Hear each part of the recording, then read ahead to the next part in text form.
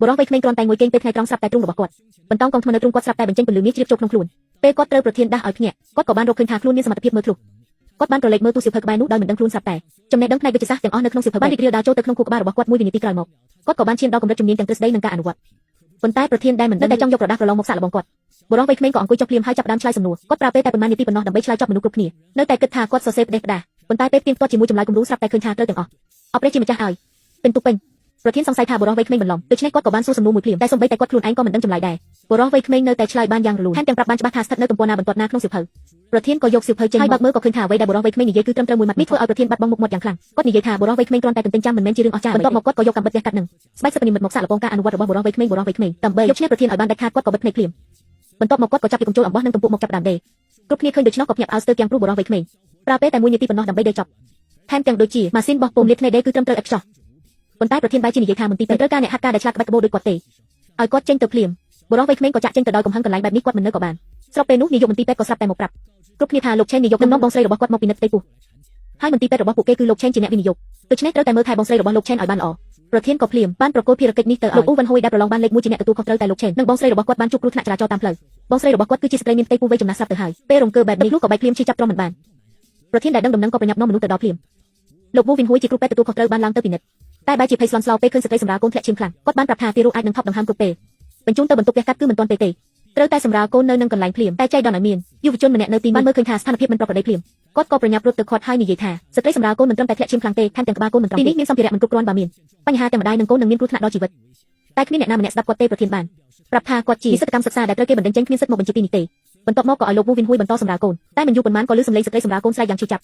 ស្ថានភាពធ្លាក់ឈាមកាន់តែធ្ងន់ធ្ងរលោកចេនសួរយ៉ាងប្រញាប់ថាមានរឿងអីតែលោកវូវិនហ៊ុយបែរជាបញ្យល់ថានេះជាបាតុភូតធម្មតានៃការសម្រាលកូនពេលនោះជំនួយការបានឃើញជើងកូនមួយបានចេញមកលោកចេនអរគុណព្រះហើយគិតថាបានឆ្លងផុតគ្រោះថ្នាក់ហើយតែមិននឹកស្មានថាមួយវិនាទីក្រោយជំនួយការក៏រកឃើញអ្វីដែលកូនបានលៀនជើងមួយចេញមកតែជើងម្ខាងទៀតជាប់នឹងឆ្អឹងត្រគាកចេញមិនរួចទេលោកចេនប្រញាប់ឲ្យលោកគ្រូពេទ្យវូរកវិធីសាស្ត្រតែនេះជាករណីពិបាកសម្រាប់កូនគាត់ក៏មិនដឹងថាត្រូវធ្វើម៉េចដែរលោកចេនក៏ខឹងសម្បាយ៉ាងខ្លាំងហើយប្រាប់ថាបើបងស្រីគាត់មានរឿងអីគាត់នឹងមិនទុកអ្នកណាម្នាក់ឲ្យរួចខ្លួនទេក្នុងគ្រាអាសន្នយុវជននោះបានចេញមុខមកហើយប្រាប់ថាគាត់មានវិធីគឺរុញកូនចូលទៅវិញរួចបញ្ជូនទៅមន្ទីរពេទ្យភ្លាមគ្រប់គ្នាគិតថាគាត់ឈួតហើយវិធីនេះពិតជាមិនធ្លាប់ឮសោះតែយុវជននោះមិនខ្វល់ទេគាត់ក៏អង្គុយចុះភ្លាមបន្ទាប់មកគាត់ក៏បើកភ្នែកទៅដៃទាំងពីររបស់គាត់បានលើកឡើងហើយម៉ាសាទៅលើពោះស្ត្រីសម្រាប់កូនគេឃើញខ្យល់គូចមួយដូចត្រីយ៉ាងបានលេចឡើងយឺតតាមឡាយកូនដែរបានលៀនជើងមួយចេញមកបែរជាពិតជាបានរួញចូលទៅក្នុងពោះវិញ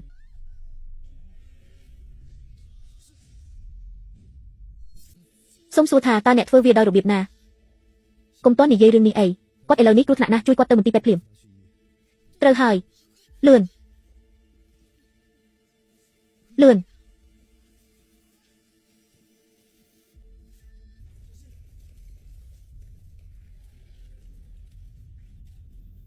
រៀបចំសម្រាប់ការវះកាត់ឈប់អ្នកមិនអាចចូលបានទេវិនហ៊ួយអ្នកធ្វើអីជៀនលឺត្រូវបានបណ្ដេញចេញមានលក្ខណៈសម្បត្តិគ្រប់គ្រាន់ទេមិនអាចចូលទៅវះកាត់បានទេបើមិនមែនជៀនឬទេបងស្រីលោកនាយកចិននៅតែហូរឈាមខ្លាំងរហូតមកដល់ពេលនេះគាត់មិនអាចទ្រាំដល់មន្ទីរពេទ្យបានទេគាត់គ្រាន់តែសំណាងល្អប៉ុណ្ណោះលោកនាយកចិនជៀនលឺទង្វើរបស់គាត់មុននេះគឺកំពុងតែលេងសើចនឹងអាយុជីវិតបងស្រីរបស់អ្នកទាំងស្រុងបើគាត់មិនសំណាងល្អទេបងស្រីរបស់អ្នកនិងកូនក្នុងផ្ទៃរបស់គាត់គឺជាសាកសពមួយពីជីវិតទៅហើយលោកវិជ្ជបណ្ឌិតអ៊ូនិយាយគាត់ជាមនុស្សដែលត្រូវបានបណ្ដេញចេញអ្នកណាដឹងថាគាត់មានបំណងល្អអីមិនក៏អាចប្រកល់ជាមនុស្សដែលគ្មានការទទួលខុសត្រូវបែបនេះបានតែមុននេះគឺពិតជាដោយសារគាត់ទើបបងស្រីខ្ញុំអាចត្រូវបានបញ្ជូនទៅមន្ទីរពេទ្យទាន់ពេលវេលាកុំនិយាយច្រើនពេកបងស្រីអ្នកស៊ីនហ៊ូឥឡូវនេះមានតែខ្ញុំទេដែលអាចជួយសង្គ្រោះគាត់បានអ្នកគិតថាខ្លួនឯងអស្ចារ្យពេកហើយអ្នកគិតថាមន្ទីរពេទ្យគ្មានអ្នកហាត់ការដូចអ្នកហើយមិនដំណើរការទេឬខ្ញុំប្រាប់អ្នកថាមន្ទីរពេទ្យនេះមានគ្រូពេទ្យពូកែជាងអ្នកច្រើនណាស់លោកវិជ្ជបណ្ឌិតអ៊ូគឺជាម្នាក់ក្នុងចំណោមពួកគាត់មានគាត់នៅទីនេះអ្នកមិនទាន់មានសិទ្ធិមកនិយាយអួតអាងនៅទីនេះទេចេញទៅឲ្យលឿនទៅកុំរំខានពួកយើងជួយសង្គ្រោះមនុស្សសុំទោសខ្ញុំមិនអាចយកជីវិតបងស្រីនិងកូនរបស់គាត់ទៅប្រថុយបានទេសង្ឃឹមថាអ្នកអាចយល់ល្អហើយបើអ្នកមិនទុកចិត្តខ្ញុំទេខ្ញុំទៅហើយលោកនាយកចិនខ្ញុំនឹងជៀនលឺជាមិត្តរួមថ្នាក់ពីមុនពិន្ទុរបស់គាត់នៅក្នុងថ្នាក់របស់ពួកយើងមិនសូវល្អទេគាត់ពឹងលើល្បិចកបន្តិចបន្តួចទើបអាចបញ្ចប់ការសិក្សាការប្រកល់ការវះកាត់បងស្រីរបស់អ្នកទៅឲ្យគាត់គឺពិតជាមិនគួរឲ្យទុកចិត្តតតែសោះពិតមែនហើយលោកនាយកវិជ្ជបណ្ឌិតអ៊ូគឺជាអ្នកជំនាញផ្នែកនេះបើគាត់ជាអ្នកធ្វើគឺប្រកាសជាគ្មានបញ្ហាអ្វីឡើយលោកវិជ្ជបណ្ឌិតអ៊ូអញ្ចឹងអ្នកចូលទៅចុះប្រធានបានកុហកថាចង់ជួបលោកនាយកចិនអហល់បងបានខ្ញុំចង់បានមនុស្សដែលបានជួយសង្គ្រោះខ្ញុំមុននេះឲ្យមកព្យាបាលខ្ញុំតែគាត់មិនមែនជាគ្រូពេទ្យផ្លូវការរបស់មន្ទីរពេទ្យទេតែខ្ញុំជឿតែគាត់ម្នាក់គត់មិនបានទេខ្ញុំមិនអាចយកជីវិតអ្នកនិងកូនទៅប្រថុយបានទេស៊ីយ៉ាងបើមិនមែនគាត់មុននេះទេកូនរបស់ខ្ញុំប្រហែលជាពិបាកសម្រាលហើយតែគាត់ទៅបាត់ហើយខាងក្រៅគ្រូពេទ្យផ្សេងទៀតត្រៀមរួចហើយពួកគេត្រៀមរួចហើយអ្នកទៅជួយរកគាត់មក ឲ្យគាត់ទៅលោកនាយកបងស្រីខ្ញុំចង់ឲ្យជេលឺជាអ្នកវះកាត់អ្នកទៅរកគាត់មកវិញឥឡូវនេះតែជេលឺត្រូវបានបណ្ដេញចេញហើយគាត់គ្មានសិទ្ធិចូលបន្ទប់វះកាត់នេះទេគាត់ទើបតែជួយបងស្រីខ្ញុំនៅខាងក្រៅបានខ្ញុំជឿថាគាត់មានសមត្ថភាពវះកាត់ឲ្យបងស្រីខ្ញុំបានធ្វើតាមខ្ញុំប្រាប់ទៅតែខ្ញុំប្រាប់ឲ្យអ្នកទៅគឺទៅបើកូនបងស្រីខ្ញុំមានបញ្ហាអ្វីខ្ញុំនឹងដកការវិនិយោគទាំងអស់ពីមន្ទីរពេទ្យអ្នកភ្លាមរងចាំបិទទ្វារទៅលោកចេនខ្ញុំនឹងទូរស័ព្ទទៅគាត់ឥឡូវនេះ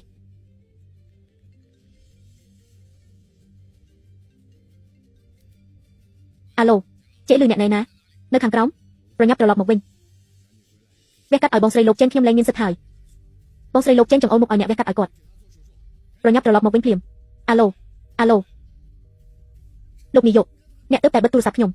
មិនខ្វល់ទេអ្នកត្រូវតែរកគាត់មកវិញបើមិនដូច្នោះទេអ្នកលែងធ្វើជាលោកនាយកទៀតហើយលោកចេនខ្ញុំនឹងទៅរកគាត់ឥឡូវនេះជេលឺឡើងទៅវះកាត់ជាមួយខ្ញុំឥឡូវនេះជាបញ្ជាអ្នកមានសិទ្ធិអីមកបញ្ជាខ្ញុំបើអ្នកចង់អង្វរខ្ញុំឲ្យត្រឡប់ទៅវិញអ្នកត្រូវតែមានអាកប្បកិរិយាដូចអ្នកអង្វរគេអ្នកចង់ន័យថាម៉េចចង់ឲ្យខ្ញុំត្រឡប់ទៅវិញបានលុតជង្គង់អង្វរខ្ញុំមកអ្នកចង់ឲ្យខ្ញុំលុតជង្គង់អង្វរអ្នក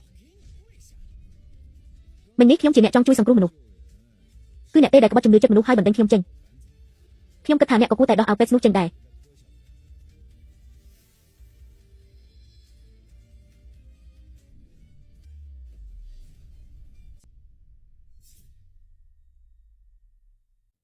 ចែនលោកខ្ញុំសូមអង្វរអ្នកត្រឡប់ទៅហៅគេមកជួយមក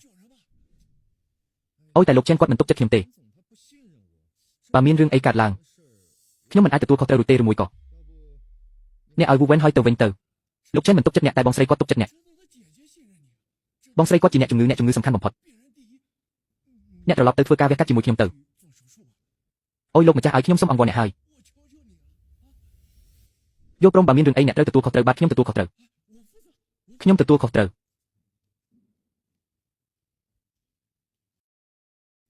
ចាំបន្តិចសូមអ្នកជួយសង្គ្រោះបងស្រីនិងកូនរបស់ខ្ញុំផងបើជោគជ័យខ្ញុំនឹងមានរង្វាន់ធំជូនមិនបាច់ទេបើមិនមែនដើម្បីសង្គ្រោះមនុស្សខ្ញុំក៏មិនចង់ពាក់ព័ន្ធជាមួយមនុស្សដែលមិនទុកចិត្តខ្ញុំដែរលោកចេនសង្គ្រោះមនុស្សសំខាន់ជាងកុំប្រកាន់ជាមួយគាត់អី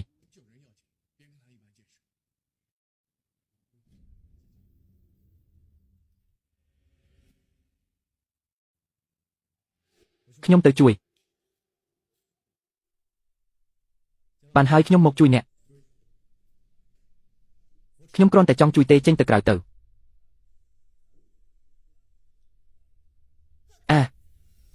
លោកគ្រូពេទ្យជួយខ្ញុំផងជួយកូនខ្ញុំផង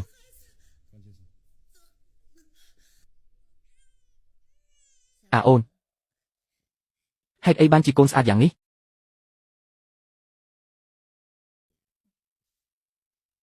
ស៊ីនយ៉ាលោកគ្រូពេទ្យយេនបានជួយសង្គ្រោះជីវិតពួកយើងទាំងពីរអ្នកម្ដាយកូនអ្នកត្រូវតែអរគុណគាត់ឲ្យបានច្រើនបាទអូនអរគុណឬបានតើអ្នកធ្វើម៉េចបានជាអាចដាក់កូនបញ្ចូលទៅវិញបានពិតជាអស្ចារ្យណាស់មិនហើយយ៉ែនលោកតាអ្នកអាចបង្រៀនពួកយើងបានទេគាត់គ្រាន់តែស្មានត្រូវទេដឹងអូយបើមិនបានយ៉ែនលោកទេមនុស្សខ្លះប្រហែលជាបង្កជារឿងធំទៅហើយនៅមានមុខមកនិយាយឌឺដងទៀតដើម្បីអបអរសាទរដែលអ្នកបានបង្ហាញសមត្ថភាពដ៏អស្ចារ្យខ្ញុំនឹងប៉ាវអ្នកញ៉ាំបាយ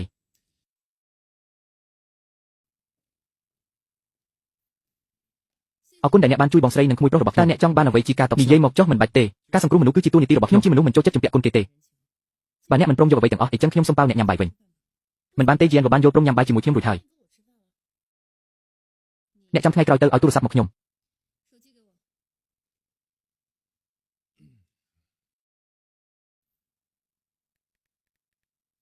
ខ្ញុំបានទុកលេខទូរស័ព្ទហើយចាំខ្ញុំតាក់ទងទៅ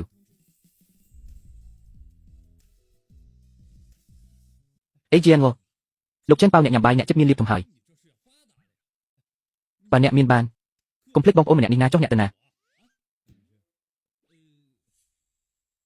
លោកប្រធានលើកនេះគាត់អាចខ្លាចជាបុគ្គលិកពេញសិទ្ធិបានហើយមែនទេបើនៅមិនទាន់បានទៀតខ្ញុំនឹងទៅនិយាយជាមួយនាយកមន្ទីរពេទ្យលោកគ្រូពេទ្យយេនមានជំនាញខ្ពស់ហើយមានសីលធម៌ល្អទៀតគាត់ជាធនធានកម្រសម្រាប់មន្ទីរពេទ្យឆៃនឹងណាត្រូវតែពេញសិទ្ធិខ្ញុំនឹងទៅរៀបចំឯកសារលើនេះចាំមើលគាត់ហ៊ានអួតទៀតអត់ Alo បងដដល់ណាហើយអូខ្ញុំភ្លេចបាត់ខ្ញុំទៅលើហើយខ្ញុំមានការបន្តិចសុំទៅមុនហើយខ្ញុំនិយាយមិនទាន់ចប់ផងយេនចិនចែនោះមិនទៅញ៉ាំបាយជាមួយអ្នកទេខ្ញុំទៅជាមួយអ្នកវិញអ្វីដែលយ៉ែនក៏ចេះខ្ញុំក៏ចេះអ្វីដែលគាត់មិនចេះខ្ញុំក៏ចេះដែរសុំទោសផងខ្ញុំមិនញ៉ាំទេហាហាមានអ្នកមុខបែកហើយហាហាហា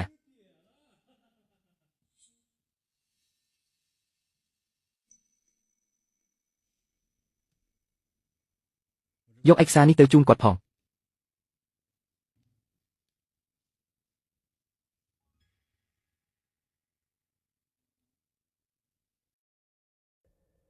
បងជីដូនមួយជួយចាត់ការមនុស្សម្នាក់ឲ្យខ្ញុំបន្តិចធ្វើឲ្យគាត់បាក់ដៃបាក់ជើងធ្វើការវះកាត់លេងបានមួយជីវិត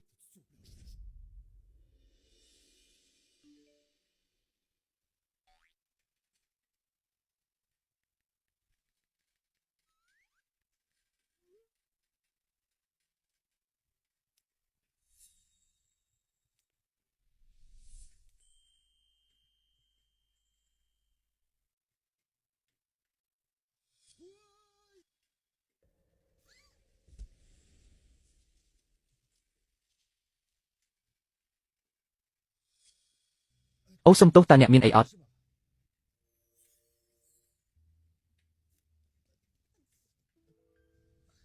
ជឿជើងបន្តិច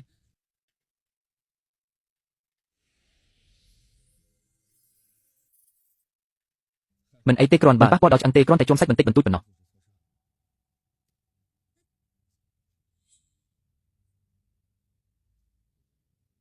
តោះងើបសាកមើល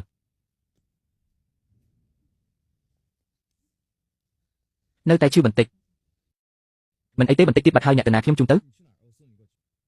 ខ្ញុំទៅបណ្ណាល័យខាងមុខនេះអូខ្ញុំក៏ទៅបណ្ណាល័យដែរតោះខ្ញុំពោលអ្នកទៅចាស់តោះមកនេះមក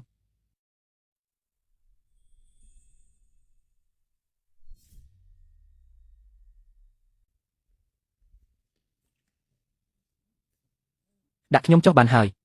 អូបាទ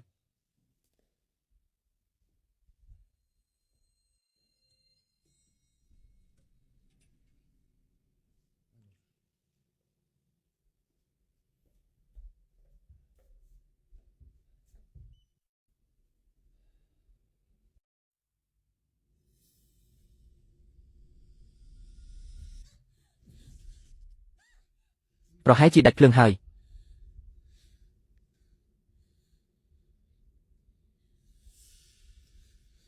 អ្នកកាត់អីហ្នឹងលយណាស់ទៅយកឡានចេញទៅមានអ្នកណានៅខាងក្រៅទេចេញទៅមានអ្នកណានៅខាងក្រៅទេមានមនុស្សជាប់នៅខាងក្នុងមានអ្នកណានៅខាងក្រៅទេអូយសុំទោសផងណែអ្នកកំពុងធ្វើអីហ្នឹងខ្ញុំគ្រាន់តែចង់ជួយបើក៏ឲ្យអ្នកឲ្យវាចំហបន្តិចដើម្បីឲ្យអ្នកស្រួលដកដង្ហើមខ្ញុំមិនត្រូវការទេនៅឲ្យឆ្ងាយពីខ្ញុំទៅ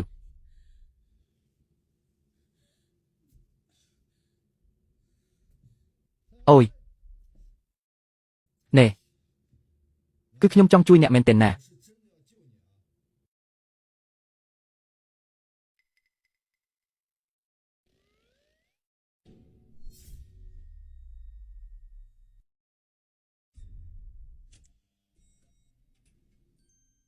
លោកគ្រូលេវ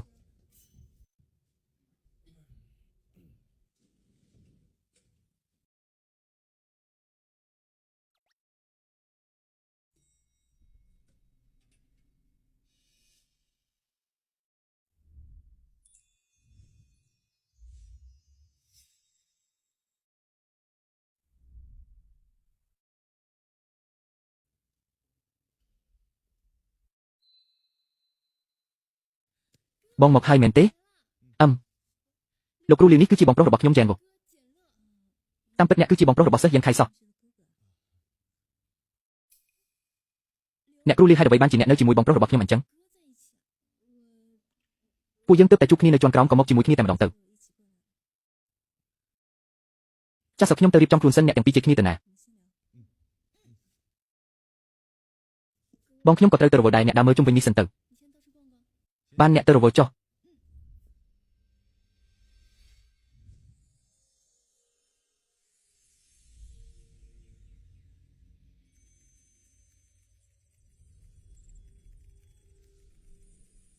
ខ្លឹមសារក្នុងសៀវភៅទាំងនេះមិននឹកស្មានថាដូចជាលំហូរទិន្នន័យដែលហូរចូលក្នុងខួរក្បាលរបស់ខ្ញុំទាំងអស់ថែមទាំងមើលឲ្យមិនភ្លេចទៀតជូនពរការបង្រៀនរបស់អ្នកគ្រូលាវទទួលបានជោគជ័យយ៉ាងត្រចះត្រចង់ហាហាអ្នកប្រុសកែវតាអ្នកកំពុងធ្វើអ្វីហ្នឹងគឺខ្ញុំមកជួយគ្រប់គ្រងអ្នកនឹងណាយកការទាំងនេះទៅដាក់នៅកន្លែងដែលលេចធ្លោបំផុតទៅ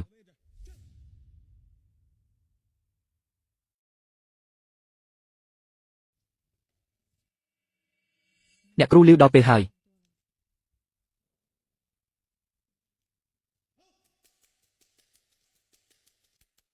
ចាស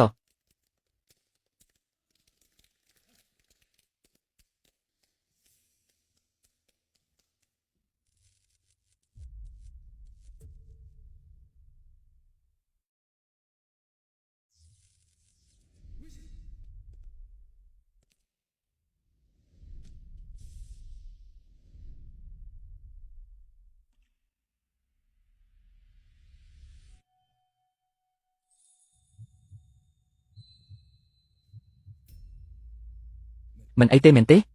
ហ៊ានប៉ះពាល់យ៉ាងញៀផងអីអត់ទេមិនមែនទេជួយផងកូនរបស់ខ្ញុំអួរដាំមកហើយជួយផងប្រញាប់ឲ្យគាត់ផឹកទឹកទៅកុំឲ្យផឹកទឹកឲ្យសោះមិនអាចផឹកទឹកបានទេតាបាវ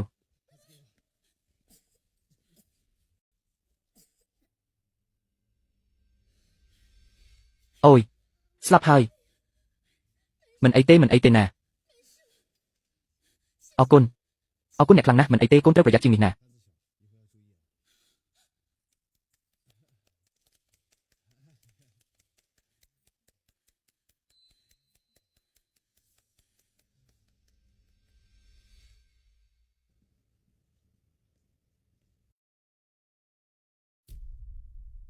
ប្អូនស្រីចិត្តដល់ពេលបងថ្លៃរៀនហើយថ្លៃឈ្នួលផ្ទះក៏ចិត្តដល់ថ្ងៃដែរ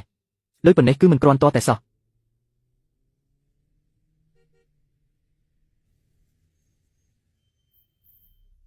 ប្អូនប្រុសអំបញ្ញម្នាក់ជាអ្នកជួយសង្គ្រោះកូនប្រុសរបស់ខ្ញុំមែនទេបាទគ្រាន់តែជារឿងបន្តិចបន្តួចប៉ុណ្ណោះមិនបាច់គួរសំពេចទេតើប្អូនប្រុសឈ្មោះអ្វីដែរខ្ញុំឈ្មោះជែនវ៉ូចាប់ពីពេលនេះទៅអ្នកគឺជាបងប្អូនរបស់ Gwen ហងខ្ញុំហើយ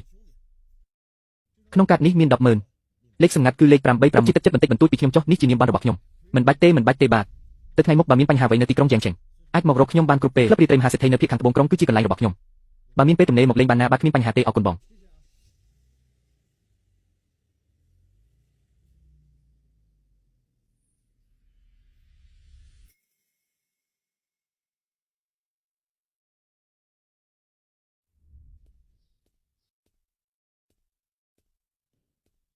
វ៉ាអញ្ជើញមើលតាមសម្រួលសុទ្ធតែជារបស់ល្អទាំងអស់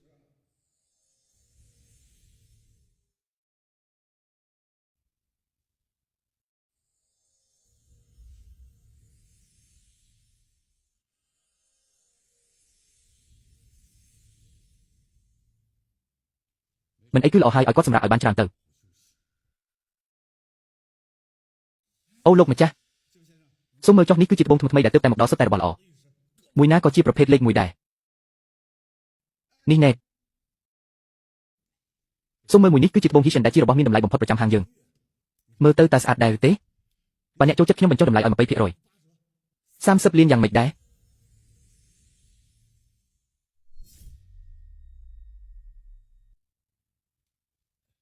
ពូត្បូងថ្មមួយដុំនេះគុណភាពមិនសូវល្អទេអ្នកកុំទិញអីល្អជាងកុំឲ្យខាតលុយអីយុវជនម្នាក់នេះនិយាយអីចឹងកាច់ប្អូនប្រុសខ្ញុំរកស៊ីខាងពាក់កណ្ដាលជីវិតហើយភ្នែកមើលរបស់ខ្ញុំនៅតែពូកែដែរគឺថាបើអ្នកមិនចេះកុំមកចង្អុលបង្ហាញផ្ទះផ្ដាស់យីហោ10ឆ្នាំរបស់ខ្ញុំមិនដែលបោកប្រាស់អ្នកណាទេខ្ញុំមើលទៅអ្នកមិនយល់ពីត្បូងថ្មសោះបើមិនទិញទេក៏ចេញទៅក្នុងថ្មនេះគ្មានត្បូងអីបន្តិចសោះខ្ញុំទុកមុខឲ្យហើយអ្នកនៅតែចង់អ្នកលាក់រកស៊ីដាច់សិលធម៌បែបនេះតើអ្នកដេកលក់ទេលោកម្ចាស់កុំស្ដាប់គាត់និយាយផ្ដេសផ្ដាស់អីបើអ្នកចូលចិត្តខ្ញុំបញ្ចុះតម្លៃឲ្យ 30% ខ្ញុំមិនដែលបញ្ចុះតម្លៃច្រើនដល់ថ្នាក់ហ្នឹងទេ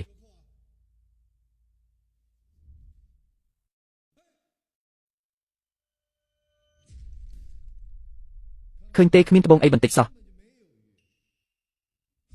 មិនមែនទេការភ្នាល់ត្បូងអាស្រ័យលើសំណាងមិនមែនគ្រប់ដុំសុទ្ធតែមានត្បូងទាំងអស់នោះទេមែនទេចៃដន្យឲ្យអ្នកយកចំដុំដែលគ្មានត្បូងខ្ញុំមានច្រើនណាស់សុទ្ធតែរបស់ល្អអាផ្សេងទៀតក៏ដូចគ្នាដែរ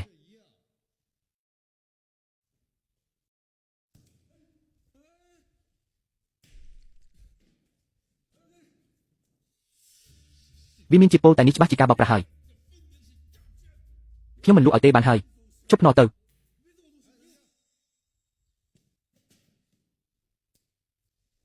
ថ្មមួយដុំនេះខ្ញុំយកអ្នកយកមែនទេមួយសែនប៉ុន្មានមិនច្រើនទេមួយសែនគឺមួយសែនឈុតកាត់ទៅបង់ប្រាក់មួយសែនយំរួចរាល់ដុំនេះអូយទិញហើយមិនអាចដូរវិញទេខ្ញុំមិនមែនចង់ដូរវិញទេខ្ញុំចង់យកថ្មមួយដុំនេះលក់ឲ្យអ្នកវិញ1 លានតើអ្នកយកទេអ្នកគិតថាខ្ញុំល្ងងមែនទេថ្មនេះមានតម្លៃជាង5 លានឯណោះ5 លានអ្នកប្រហែលជាយកសប្តាហ៍ហើយដឹងខ្លួនឡើងស្មានថាខ្ញុំល្ងងមែនខ្ញុំមិនចាញ់បោកអ្នកទេសូមខ្ចីម៉ាស៊ីនកាត់ថ្មអ្នកបន្តិច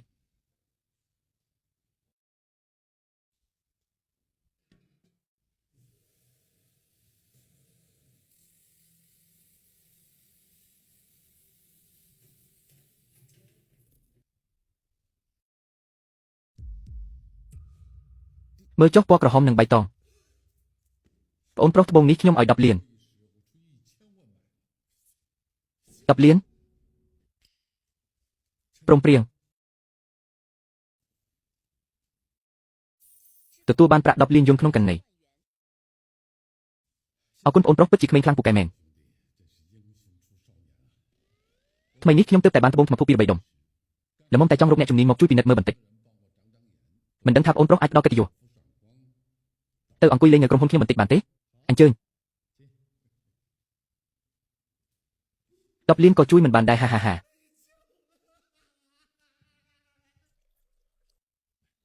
អរគុណខ្ញុំទៅបន្ទប់ទឹកមួយផ្លេត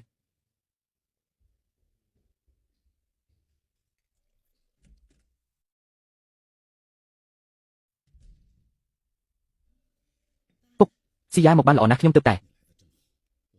បានស្គាល់មិត្តម្នាក់ដែលពូកែណាស់ទោះបីជាគាត់នៅក្មេងប៉ុន្តែភ្នែកមើលរបស់គាត់ពិតជាមិនធម្មតាមែន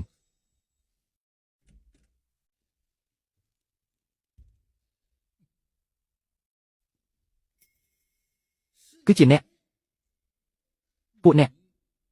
ស្គាល់តើគាត់គឺជាគ្រូពេទ្យដែលបានជួយសង្គ្រោះបងស្រីខ្ញុំនឹងហាហាហាហាប្អូនប្រុសតាមពិតអ្នកគឺជាអ្នកដែលបានជួយជីវិតកូនស្រីច្បងរបស់ខ្ញុំសោះលោកគ្រូពេទ្យជាងអូហូនេះពិតជាព្រេងសំណាងណាស់ស៊ីយ៉ាមើលចុះលោកគ្រូពេទ្យជានៅក្មេងតែពូកែណាស់ជំនាញទាំងវិទ្យាសាស្ត្រហើយថែមទាំងចេះមើលត្បូងទៀតពិតជាមនុស្សពូកែមែនបើមានពេលអ្នកទាំងពីរគួរតែរាប់អានគ្នាឲ្យបានច្រើនពុកខ្ញុំមានសង្សារហើយអូយឲ្យតែមិនទាន់ការអ្វីក៏អាចទៅរួចដែរមែនទេហេហេហេអ្នកជាគ្រូពេទ្យសើចេះមើលត្បូងទៅវិញអ្នកចូលក្បែរពុកខ្ញុំតើមានបំណងអ្វីមែនទេតើខ្ញុំអាចមានបំណងអ្វីទៅខ្ញុំម្នាក់នៅមន្ទីរពេទ្យនិយាយថាគ្រូសាររបស់អ្នកមិនសូវធូរធារប៉ុន្មានទេ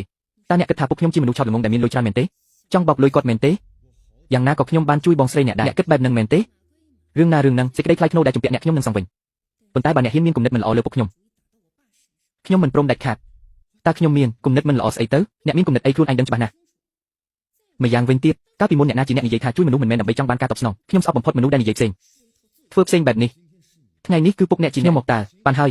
បើលោកស្រីឈិនមានការយល់ច្រឡំលើខ្ញុំខ្លាំងបែបនេះអញ្ចឹងខ្ញុំទៅវិញក៏បានដែរកុំមកធ្វើពុតឲ្យសោះខ្ញុំ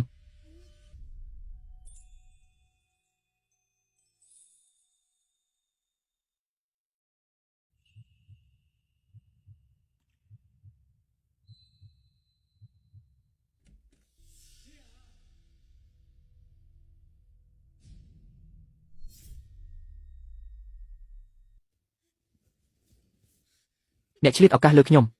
ច្បាស់ណាស់ថាអ្នកទេជាអ្នកឆ្លៀតឱកាសលើខ្ញុំឆ្លៀតឱកាសហាហាហាយងភីងកុំយកច្រឡំអីលោកម្នាក់នេះគឺជាអ្នកមានគុណដែលបានជួយជីវិតបងស្រីស៊ីយ៉ាបងស្រីរបស់ស៊ីយ៉ាក៏ដូចជាបងស្រីរបស់ខ្ញុំដែរអរគុណអ្នកណាអូសុំទោសផងហេគ្រូពេទ្យក្រីក្រម្នាក់ហ៊ានមកប៉ះមុខខ្ញុំផងអ្នកមិនក៏មកទីនេះប្រកាសណាស់ខ្ញុំយកត្បូងមកឲ្យអ្នកយកវាចូលមក ពូឆេនទាំងនេះសុទ្ធតែជាត្បូងធម្មជាតិលំដាប់ខ្ពស់ខ្ញុំខំប្រឹងខ្លាំងណាស់ទើបរកវាឃើញហា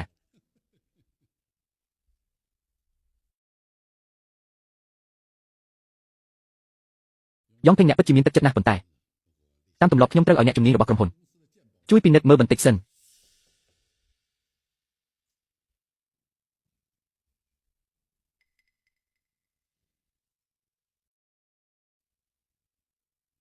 ខ្ញុំមានការប្រញាប់ត្រូវទៅចាត់ការបន្តិចឆេញអ្នកមកតាមខ្ញុំមក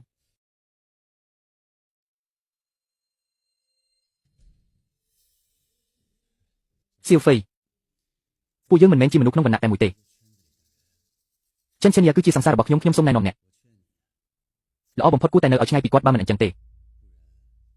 អ្នកដឹងពីលទ្ធផលហើយអូលោកគ្រូពេទ្យជាខ្ញុំដឹងថាអ្នកគឺជាអ្នកមានគុណដែលបានជួយសង្គ្រោះបងស្រីឆេញខ្ញុំពិតជាអរគុណអ្នកខ្លាំងណាស់ហើយក៏ចង់តបស្នងដែរប៉ុន្តែអ្នកគ្រាន់តែហៅមកភ្លាមទៀតដល់ទៅ10លានខ្ញុំលោកគ្រូពេទ្យអ្នកអូយ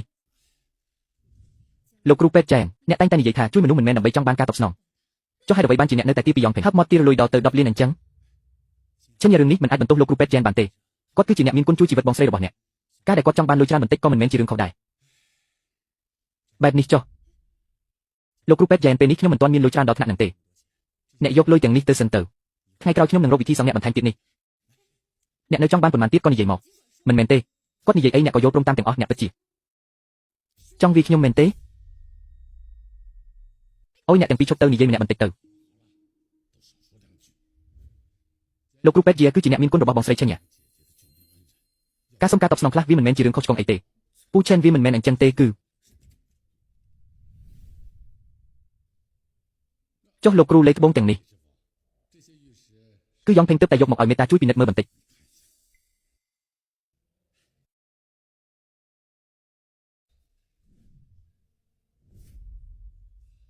ព្រះអាយអាម្នាក់នេះ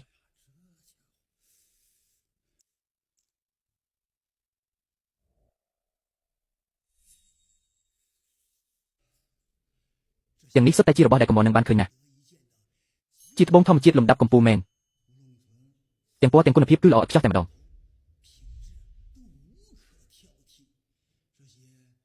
ត្បូងធម្មជាតិទាំងនេះ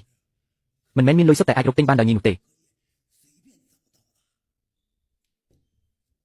យ៉ងពេញអ្នកពិតជាយកចិត្តទុកដាក់ចំពោះអ្នកនាងទី2ខ្លាំងណាស់សន្តិភាពជារៀងរហូតត្បូងទាំងនេះខ្ញុំចូលចិត្តណាស់តើអ្នកចង់លក់ក្នុងតម្លៃប៉ុន្មានចំពោះទំនាក់ទំនងពួកយើងបាននិយាយរឿងលុយកាក់វានាំតែខូចទឹកចិត្តទេរបស់ទាំងនេះខ្ញុំនឹងឲ្យអ្នក300លានដោយមិនបាច់ខ្លឹងទេអ្នកប្រុសហ្វឹងពិតជាមានចិត្តស្មោះណាស់បើយកត្បូងទាំងនេះទៅលក់នៅខាងក្រៅ500លានក៏មានអ្នកដណ្ដើមគ្នាទិញដែរតែនេះត្រឹម300លានដូចជាបានទេអញ្ចឹងមិនថ្លៃតតែសោះតែថ្លៃដឹកជញ្ជូនក៏អស់លុយដែរខ្ញុំមិនអាចឲ្យអ្នកខាតទេអូយបើធៀបនឹងអ្នកលុយប៉ុណ្ណឹងគ្មានន័យអីទេថ្មបាក់បែកមួយគំនៅហ៊ានទា300លានឈួតនឹងលុយមែនទេលោកគ្រូពេទ្យជាតើអ្នកមានន័យថាម៉េចពូឆិនថ្មទាំងនេះមិនមែនជាត្បូងអីតតែសោះអ្នកមើលទៅខាងក្រៅមើលទៅល្អតែខាងក្នុងគ្មានគុណភាពអីទេកុំថាឡើយ300លានសំបី30000ក៏គ្មានអ្នកទិញដែរបើមិនដឹងកុំនិយាយផ្ដេសផ្ដាសទោះបីជាមិញនេះខ្ញុំមិនបានឲ្យលុយអ្នកក៏ដោយក៏អ្នកមិនបាច់មកចាក់រុកនៅទីនេះដែរកុំមកបង្ខូចកេរ្តិ៍ឈ្មោះត្បូងរបស់ខ្ញុំជាលោកខ្ញុំពិតជាស្មានមិនដល់ថាចិត្តរបស់អ្នកបែរជាអាក្រក់ដល់ថ្នាក់នេះសោះអ្នកកុំស្មានថាគ្រាន់តែជួយបងស្រីខ្ញុំហើយអាចមកនិយាយផ្ដេសផ្ដាសនៅទីនេះបានហើយមួយបង្កាច់អ្នកដទៃបែបនេះខ្ញុំពិតជាឆ្ងល់ណាស់គូក្បាលដូចអ្នកបែរជាអាចខ្លាចជាគ្រូពេទ្យបានសូមអ្នកផ្ដល់កិត្តិយសឲ្យផងស៊ីនយ៉ាគឺជាសង្សាររបស់ខ្ញុំស្រឡាញ់គាត់ខ្លាំងណាស់តើឲ្យខ្ញុំយកត្បូងគ្មានតម្លៃមួយគំនុំមកឲ្យគាត់យ៉ាងម៉េចទៅមែនទេខ្ញុំនិងពូឆិនមិនមែនសហការគ្នាលើកដំបូងទេគុណភាពត្បូងរបស់ខ្ញុំយ៉ាងម៉េចពូឆិនដឹងច្បាស់បំផុតមែនទេគឺដោយសារតែអ្នកទាំងពីរមានទំនាក់ទំនងបែបនេះហើយទើបគ្មានអ្នកណាស្មានដល់ថាអ្នកយករបស់ខ្លាំងៗមកបោកលុយនិយាយមិនសមហេតុផលត្បូងទាំងអស់ដែលខ្ញុំយកមកត្រូវតែឆ្លងកាត់អ្នកជំនាញត្រួតពិនិត្យគឺលោកគ្រូលីជាអ្នកពិនិត្យបើវាជារបស់ខ្លាំងៗតើគាត់មើលមិនដឹងមែនទេខ្ញុំក្នុងនាមជាអ្នកជំនាញត្រួតពិនិត្យរបស់ក្រុមហ៊ុនត្បូងដែលឆ្លងកាត់ដៃខ្ញុំពិនិត្យគឺរាប់មិនអស់ទេពិតគឺខ្លាំងៗខ្ញុំមើលតែមួយផ្លែតក៏ដឹងដែរអ្នកប្រុសហ្វាងរាល់លើកដែលអ្នកយកត្បូងមកក្រោយការពិនិត្យគឺសុទ្ធតែជារបស់ល្អបំផុតត្បូងនៅក្នុងហាងនេះសុទ្ធតែអ្នកប្រុសហ្វាងជាអ្នកយកមកគ្រប់ដុំសុទ្ធតែជារបស់ល្អគ្មានភស្តុតាង គឺពិតជាមានបំណងអាក្រក់មួយបង្កាច់អ្នកប្រហ្វាំងយីហើយឬនៅឬមួយសមត្ថភាពរបស់អ្នកខ្លាំងជាងអ្នកជំនាញរបស់ក្រុមហ៊ុនយើងបោះបង់ទៅខ្ញុំមិនចង់ប្រកាន់ជាមួយគាត់ទេដែលគាត់ធ្វើដាក់ខ្ញុំបែបនេះគ្មានអ្វីក្រៅពីមកពីអំបញ្ញមិញខ្ញុំមិនបានធ្វើឲ្យគាត់សប្បាយចិត្តតែនិយាយមែនទៅខ្ញុំពិតជាមើលងាយមនុស្សដូចអ្នកណានៅពីមុខសម្ដែងផ្សេងតែពីក្រោយខ្នងបែរជាធ្វើចរិតថោកទាបបែបនេះ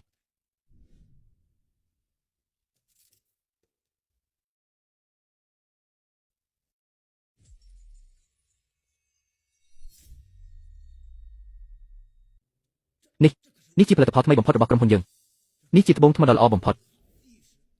មួយដុំតម្លៃរាប់រយដុល្លារអ្នកត្រូវតែសងហួសហេតុពេកហើយអ្នកពិតជាហួសហេតុពេកហើយស៊ីយ៉ាងរឿងថ្ងៃនេះមិនអាចបញ្ចប់បែបនេះបានទេត្រូវតែឲ្យគាត់ទទួលខុសត្រូវអ្នកមើលដោយខ្លួនឯងទៅសាច់ត្បូងដែលបែកទាំងនេះហើយអ្វីបានជាវាមិនត្រឹមត្រូវប្រកាសណាស់វាមិនមែនទេព្រោះនេះមិនមែនជាត្បូងធម្មជាតិតតែសោះតែវាធ្វើពីកែវនិងសារធាតុគីមីបង្កើតជាត្បូងសិប្បនិម្មិតដើមទុនរបស់វាសូម្បីតែ1%នៃត្បូងធម្មជាតិក៏មិនដល់ផងវាមិនអាចទៅរួចទេគ្រឿងអលង្ការដែលក្រុមហ៊ុនយើងនាំចេញមិនដែលប្រើត្បូងសិប្បនិម្មិតទេតើនេះជារឿងអ្វីឲ្យប្រាកដគឺមកពីរបស់ដែលគាត់យកមកសុទ្ធតែជារបស់ខ្លែងអ្នកនិយាយផ្ដេសផ្ដាសរបស់ដែលខ្ញុំយករកដុំត្បូងទាំងអស់សុទ្ធតែឆ្លងកាត់ការត្រួតពិនិត្យពីលោកគ្រូលី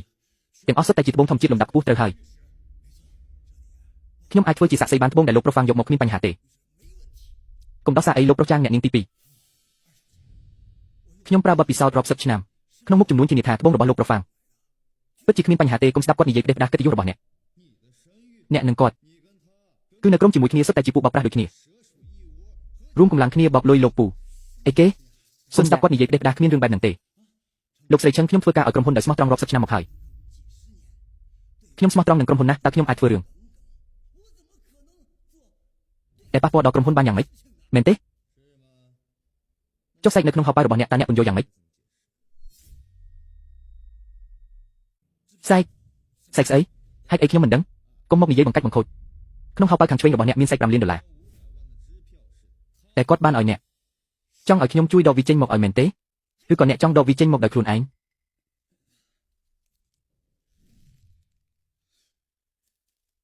ខ្ញុំត្រូវការពន្យល់ពីរឿងនេះមួយប្រធានបទនេះមិនពាក់ព័ន្ធនឹងខ្ញុំទេគឺគាត់បង្កាច់បង្ខូចខ្ញុំទាំងអស់មួយប្រធានបទនេះច្បាស់ជាមានគេឲ្យទៅលោកគ្រូលីហើយមិនពាក់ព័ន្ធនឹងខ្ញុំទេអូត្រូវហើយមែនហើយគឺមានគេមកបុកហោប៉ៅខ្ញុំអ្នកយាមមិនអីទេហាអូយអ្នកថាវិច័យដល់ទេពេលខ្ញុំទៅបន្ទប់ទឹកមិញនេះក៏ស្រាប់តែឃើញវែងយ៉ងភេងនៅចុងច្រករបៀងកំពុងលួចដាក់មួយប្រទានបាត់នេះចូលក្នុងហោប៉ៅរបស់គាត់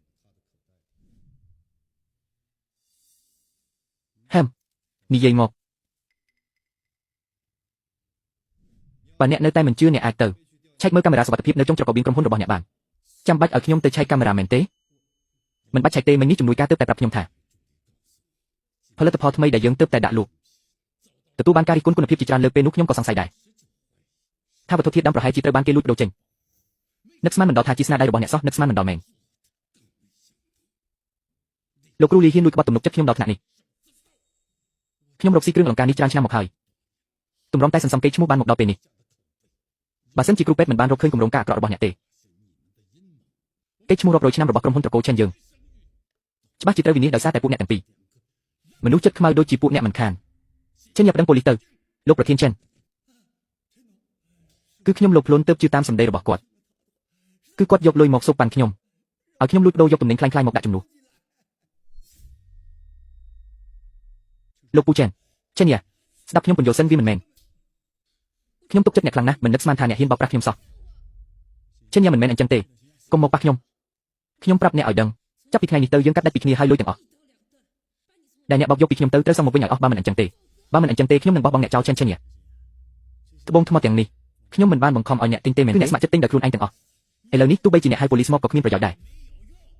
ហ្វាងយូភីងមិននឹកស្មានថាអ្នកជាមនុស្សបែបនេះសោះតែខ្ញុំខ្លាចជាបែបនេះក៏ដោយសារតែកូនស្រីរបស់អ្នកដែរកូនស្រីរបស់អ្នកនៅជាមួយខ្ញុំច្រើនឆ្នាំមកហើយសូម្បីតែប៉ះបន្តិចក៏មិនឲ្យខ្ញុំប៉ះផងបើខ្ញុំមិនបោកអ្នកតើឲ្យខ្ញុំទៅបោកអ្នកណាគួរឲ្យស្ដាយដែលអ្នកនៅជាមួយកូនស្រីខ្ញុំយូរហើយតែមិនយល់ពីនាងសោះនាងគឺជាក្មេងស្រីដែលប្រកាន់ប្រពៃណីនាងចង់រក្សាខ្លួនរហូតដល់យប់រៀបការខ្ញុំនឹងប៉ាអ្នកស្គាល់គ្នាដែរចេញទៅរឿងដែលអ្នកបោកលុយពួកខ្ញុំនឹងទៅសួរនាំប៉ាអ្នកលោកពូឈិនអ្នកមិនអាចប្រាប់គាត់បានទេបើប៉ាខ្ញុំដឹង ថាខ្ញុំបបលុយអ្នកគាត់ច្បាស់ជាដកសិទ្ធិបន្តវេនរបស់ខ្ញុំចរិតដូចអ្នកមិនសមធ្វើជាអ្នកបន្តវេនទេពួកឯងដេញយ៉ងភីងចេញទៅថ្ងៃមុខបើគ្មានការអនុញ្ញាតពីខ្ញុំមិនឲ្យគាត់ឈានជើងចូលទីនេះដាច់ខាតបាទលោកពូអង្វរលេងខ្ញុំទៅខ្ញុំដើរចេញខ្លួនឯង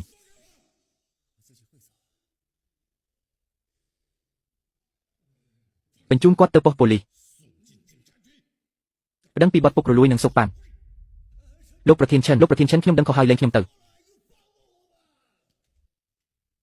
លោកគ្រូពេទ្យជាអ្នកមិនត្រឹមតែជួយជីវិតកូនស្រីច្បងរបស់ខ្ញុំថែមទាំងជួយកុំឲ្យខ្ញុំខាត់លុយរាប់រយលានចង់បានអ្វីជាការតបស្នងប្រាប់ខ្ញុំមកកុំក្រែងចិត្តអីមិនបាច់ទេខ្ញុំគ្រាន់តែមិនចូលចិត្តមនុស្សតែបោកប្រាស់គេបែបនេះមិនមែនដើម្បីចង់បានការតបស្នងអ្វីទេល្អណាស់តែខ្ញុំមិនធ្វើបាបអ្នកមានគុណទេខ្ញុំមានវីឡាទំនេរមួយនៅធានជីនលើកឲ្យអ្នក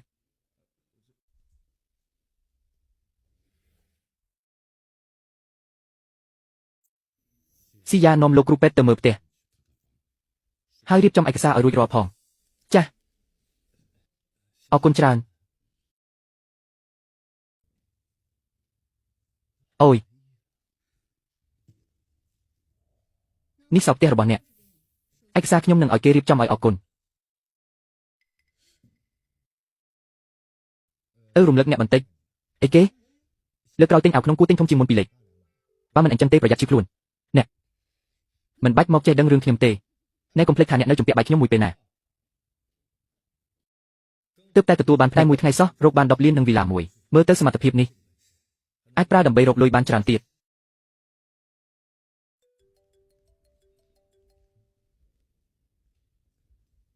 អាឡូកុំបារម្ភអីកម្មវិធីជួបជុំមិត្តភក្តិខ្ញុំទៅច្បាស់ណាស់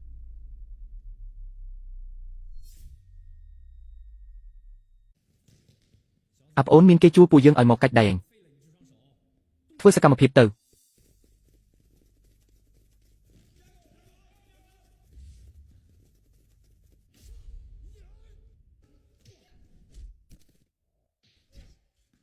ខ្ញុំជាខ្សែក្រវ៉ាត់ខ្មៅតេក្វាន់ដូមកនៅពីក្រោយខ្ញុំមក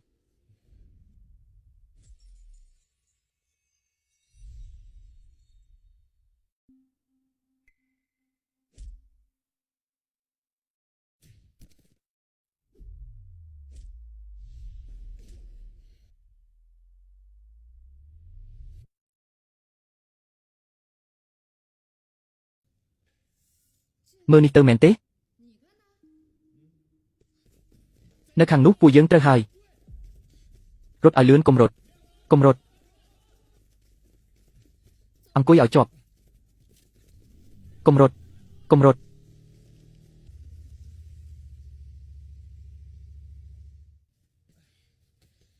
មិននឹកស្មានថាអ្នកពូកែវីតបបែបនេះសោះ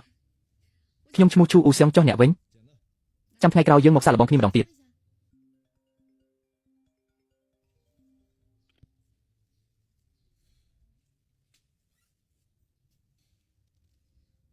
ខ្ញុំមានការរវល់សុំទៅមុនហើយ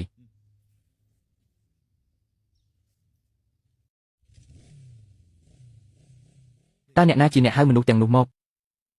អូរួចរាល់ហើយ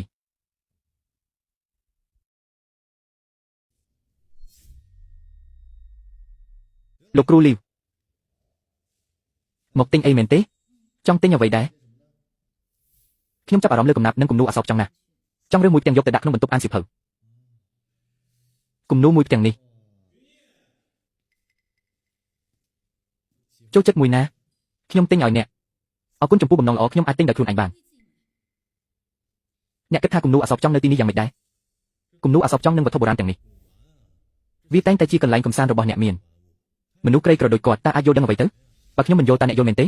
ខ្ញុំមិនយល់ទេតែខ្ញុំមានលុយគឺគ្រប់គ្រាន់ហើយមែនទេថៅកែបាទមកហើយយកគំនូរអសបចង់ដែលថ្លៃបំផុតរបស់អ្នកមកឲ្យខ្ញុំមើលបន្តិចបាទចាំបន្តិចណា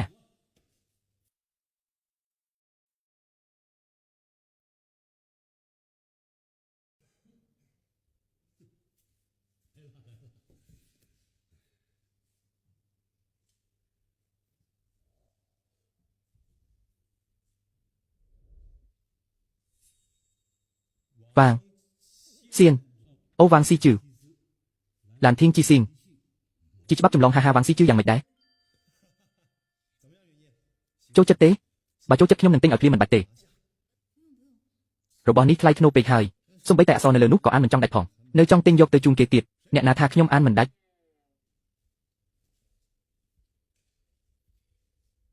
យងហឺឆ្នាំទី9ឆ្នាំហឺឆៅឆ្នាំគួយឆៅឆ្នាំគួយឆៅសិនឈុនមូឈុនដើមរដូវការីមកអ្នកឯងមកសាក់មើលមកឲ្យខ្ញុំមកក៏បានឆ្នាំទី9នៃរជ្ជកាលយងហឺលោកម៉ាគាត់ធ្វើឲ្យគំនូររបស់អ្នកខូចហើយនេះជាអក្សរចំរបស់លោកវ៉ាងស៊ីជឿណាយុវជនអ្នកបង្កបញ្ហាធំហើយយុវជនហេតុអ្វីបានជាអ្នកមិនប្រយ័ត្នបែបនេះអើយមើលអ្នកចុះចង់មើលក៏មើលទៅហេតុអ្វីធ្វើឲ្យគំនូរគេខូចបែបនេះ